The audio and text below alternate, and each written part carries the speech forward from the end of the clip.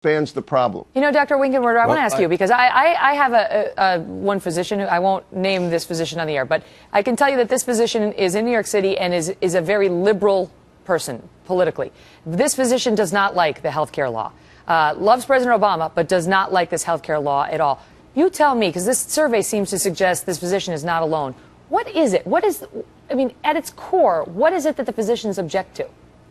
Well, I think, Megyn, they intuitively know that something that has this much bureaucracy, this much regulations from a top down, and there really are a tremendous number of rules in it. They've just begun to implement them.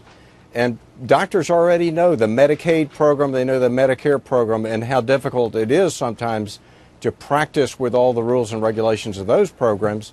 And so now we have sort of an avalanche of new entitlement and programs.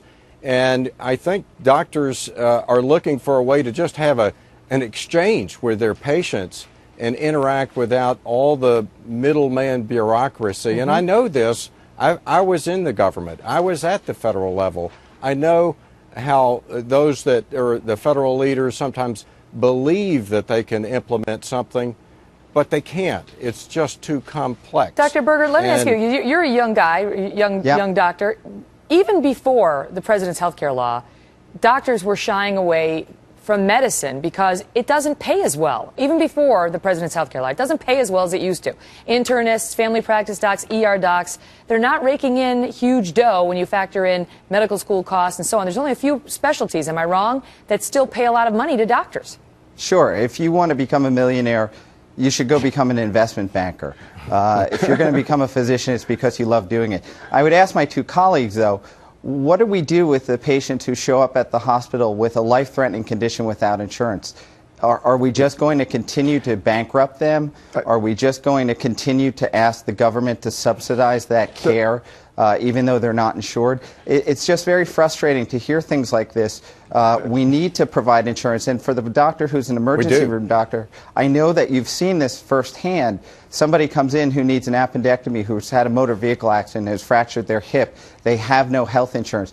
You know that that bill is going to be well in excess of $100,000. You probably know people who've been personally bankrupt because of that. Did they make a bad decision by not having a health insurance? Perhaps. But we have the capacity to take care of these people.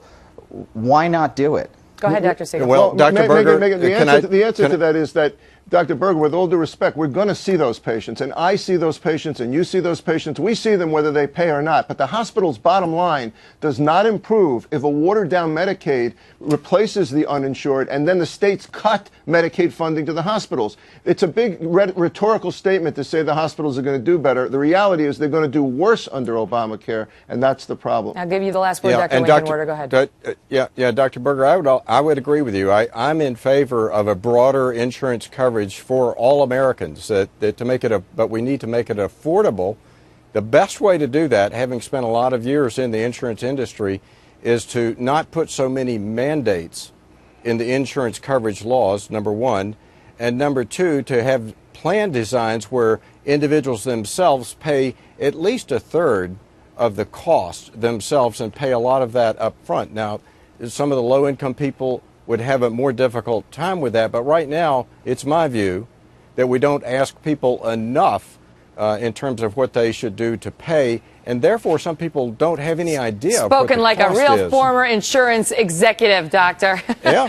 I got to give you a little jazz for that. And Dr. Berger, good luck with Doctors Express. It sounds like an interesting venture. Guys, thank you all so much. Thanks very much. Appreciate it. Thank you.